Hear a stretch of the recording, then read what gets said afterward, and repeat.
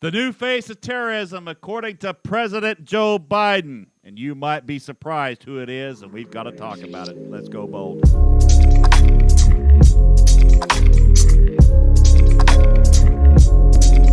Pat, thank you all for joining us today for the Go Bold podcast. Please consider hitting that like, subscribe, and share button, especially on the YouTube channel.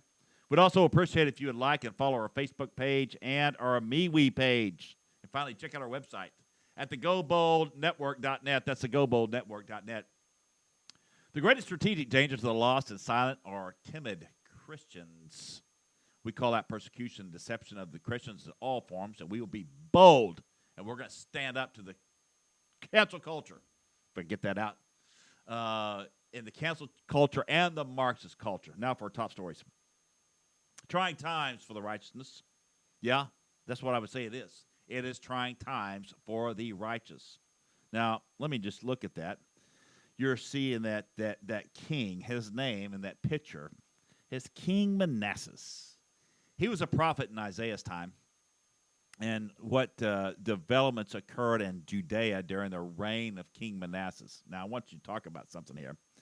The kingdom of Judah was once brought to a very low during the long years of Manasseh's wicked reign, when really paganism was revived and many of the people were led into idolatry. Now, the glorious light from former generations was followed by darkness of superstition, error, and paranoia. Gross evil sprang up and flourished, and tyranny, oppression, hatred of all that is good, and justice was perverted. Violence prevailed. A wicked king deliberately would target families for their righteous institutions. Does that sound familiar? Yet in those evil times, they were not without witness for God and the right. They were trying experiences through which Judea had safely passed during Hezekiah's reign and had developed in the hearts of many. A sturdiness of character that now served as a bulwark against a prevailing inequity. Their testimony in behalf of truth and righteousness aroused the anger of Manasseh and his associates who were in authority.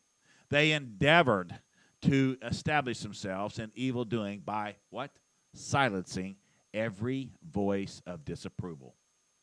And that's exactly what you're seeing in America today, as you see President Biden with his hands around the U.S. Attorney General. He has taken tyranny to a new level by directing, check this out, the Department of Justice and the Federal Bureau of Investigation to target parents who oppose and protest critical race theory and intersectionality in schools. Let that sink in, folks. The Department of Justice is likening this anti-critical race theory and intersectionality parents, okay, to domestic terrorists. That's what I'm using their words, not mine.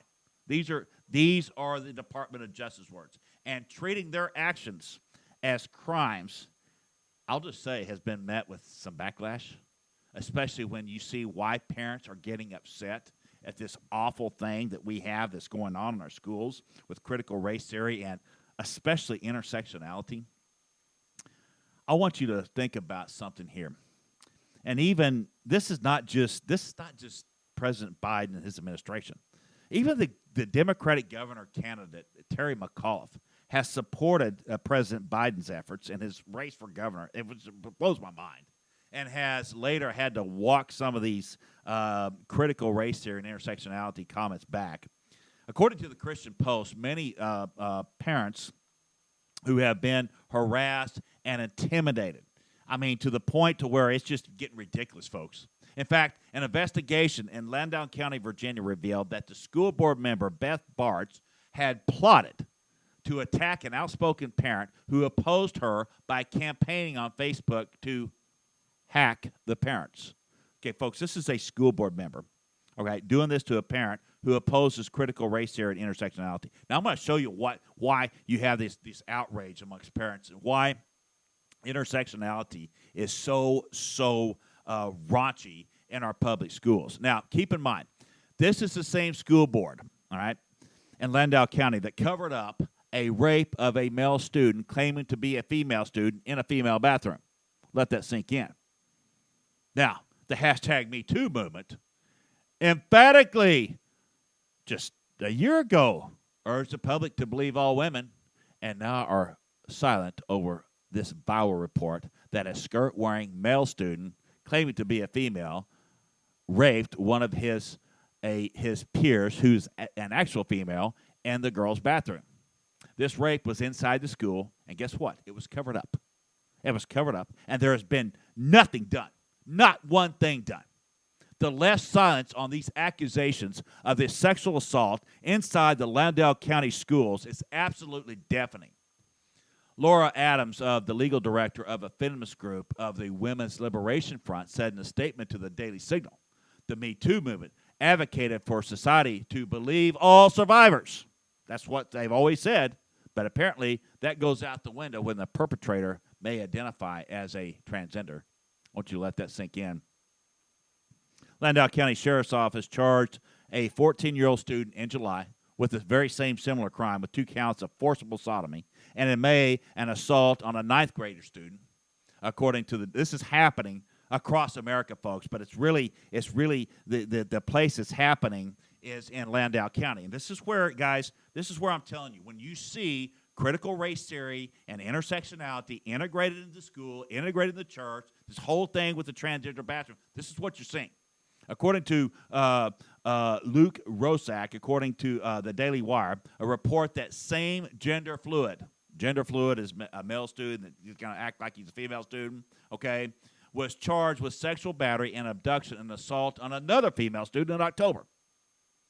And we wonder why parents are concerned that don't want critical race theory and intersectionality and transgender people, males that are fully functional teenage males that are claiming to be females, hanging out with their daughters in the bathrooms and dressing rooms. It's sick, guys. I mean, think about it. Think about this. Now, if you protest this is what Joe Biden, Terry McAuliffe, and all these other Democratic politicians, this is what they want the Department of Justice they don't want the FBI going into Landale County School Board to look at the sexual assaults and rapes. No, they want to go after the parents that think this is disgusting. Things are happening to the children. They want to charge them as domestic terrorists. No, let that sink in, folks.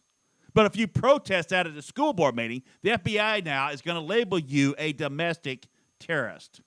I want you to see that picture with the lady that's holding the book at a school board meeting. Her name is Stacy Langton. She's a mother of 6, and she is the new face of the new domestic terrorist, according to the FBI. She had the audacity, the sheer audacity, to protest gay sex books and pedophilia books at the school library. Yeah, this is critical race theory and intersectionality working in your public schools today, folks. You wonder why CRTI is so divisive? Now you're seeing it. You're seeing exactly why a lot of us put up these red flags and said, no, we can't do this. No, we can't do this. You need to look what's going on. You wonder why pastors are screaming, we need to take critical race theory out of everything and intersectionality because of her courage, because of this lady's courage here in Fairfax County. Langston has the issue of child porn and pedophilia in schools has now emerged as a national issue, with parents planning to return to multiple school board meetings for weeks to come, because you have multiple this pornography and pedophilia books that are rampant in the school libraries. And then you have these bathroom policies and dressing room policies. And then on top of that, you have this intersectionality with all the pronouns and all being taught under the auspice of public education.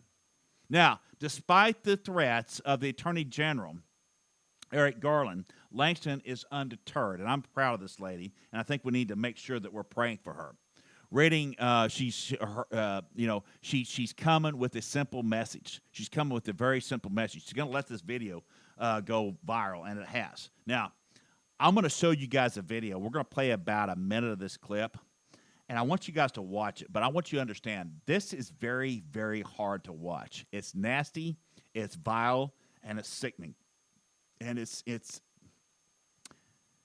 a lot in our public schools right now. And guys, I'm just going to tell you, this just, it's unbelievable. And I don't know really how to describe it, but we're gonna just because of the sheer how nasty it is, we're gonna code some of it out. But I want you to get kind of a gist, and let's play the tape. The books were available, and we checked them out. Both of these books include pedophilia, sex between men and boys.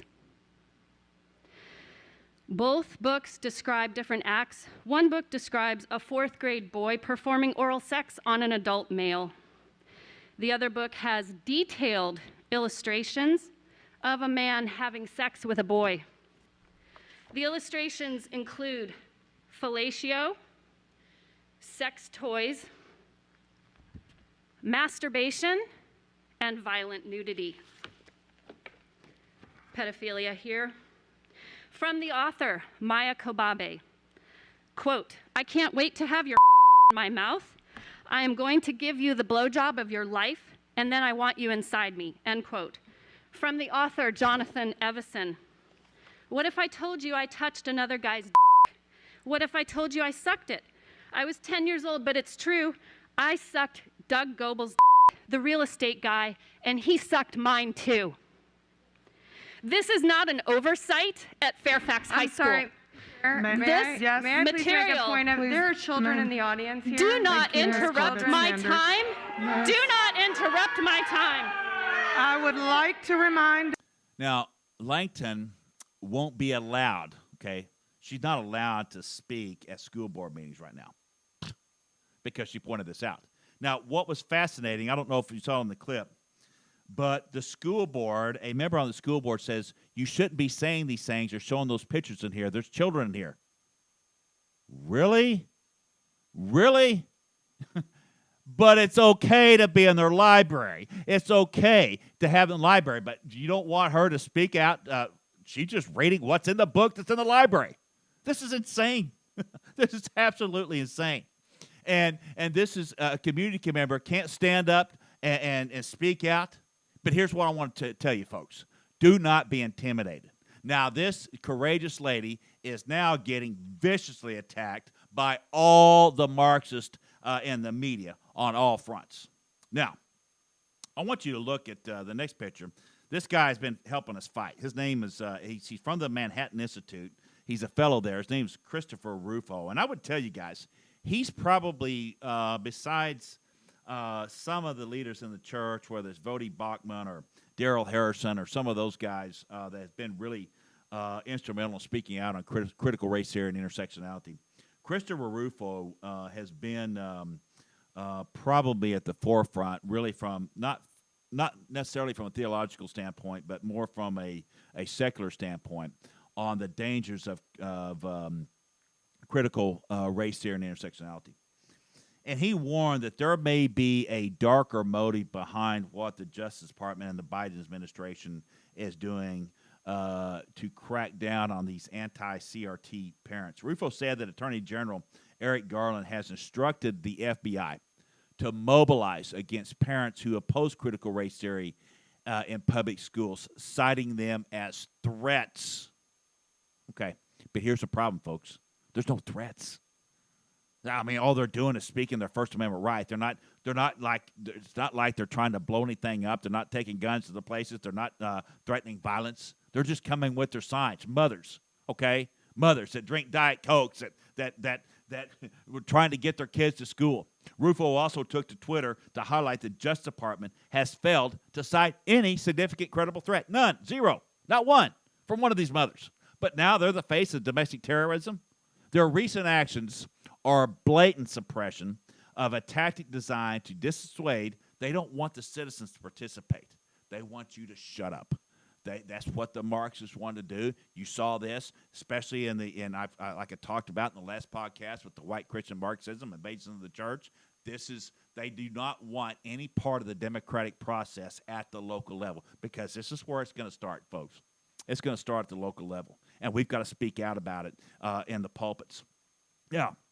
Meanwhile, you have multiple attorney generals that are fighting this, which is a good thing.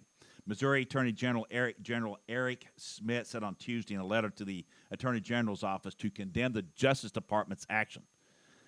Folks, we've got so many dangers in this world, and that it's just unreal. We've got terrorists coming across the border every single day, but we're going to use the resources of the FBI, the full weight of the American government, and the full weight of the Federal Bureau of Investigation to go and start investigating every time a parent opposes a critical race theory or intersectionality or opposes somebody getting raped in their child's school.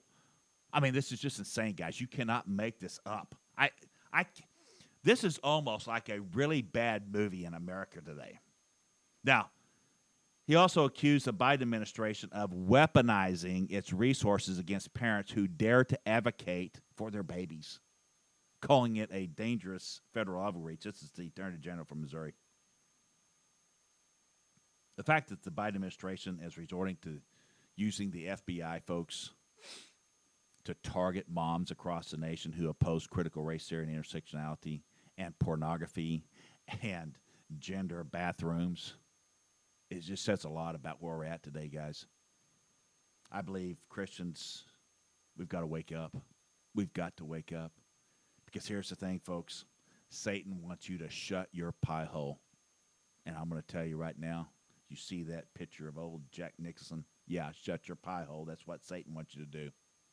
But here's what we've got to do, folks. We've got to speak out, speak up, call your congressman, talk to your local school boards to make sure that they're not introducing any of this nonsense. And, you know, we're blessed here in southwest Oklahoma. We don't have that problem. We might have some of it in the bigger cities in Oklahoma City and some of the bigger schools, but most of the small schools don't allow any of this nonsense. But I will just tell you, folks, that we've got, as disciples of Jesus, we got to speak up, speak loud. This is your communities, and this is not disagreeing with your government. Is not a bad thing. This is you could have disagreements with the government, but this is tyranny, folks. You just can't let your kids be raped by people that claim to be, girls who are actually boys. And you saw the filth that's in some of these textbooks that are just in the library, all right? You're seeing some of the things that they're teaching our kids in classrooms. But I want you to remember, I want you guys to all remember this. Our citizenship is in heaven, where we have the power of prayer and we have the Holy Spirit and we have God's word, God's beautiful word. And what you're seeing, folks, you're seeing the Bible. It's coming alive right now. It's coming alive in America. And I'll tell you guys, if you put your face in this Bible more than you put your face in Facebook, you're going to see a lot of things come alive right now. It's unbelievable that's happening in America when you call these horrid things out, whether it's rape or the rampant pornography in school blah. The FBI is going to investigate you as a terrorist. Put the red flags, the CRT. One congressman put it last week, and I can't remember which of the congressmen said it. This is the stuff that Nazi Germany started, folks. This is the same thing. But here's what I want you to understand. The devil, we're seeing this today, and we're kind of acting like we're shocked about it.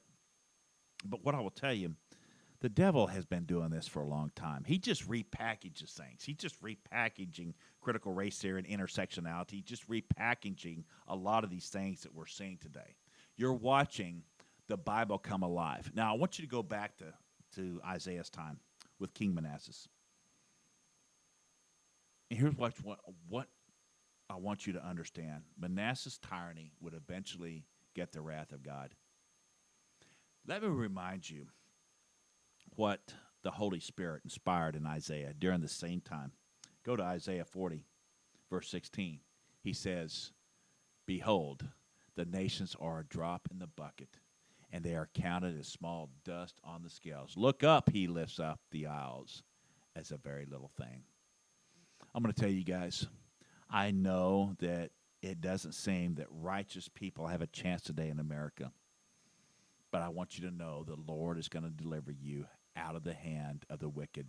He's going to redeem you from the grasp, and he is going to redeem you from the ruthless. And what I want you to do is be brave, be bold, and don't be silent. and God bless you, and go bold.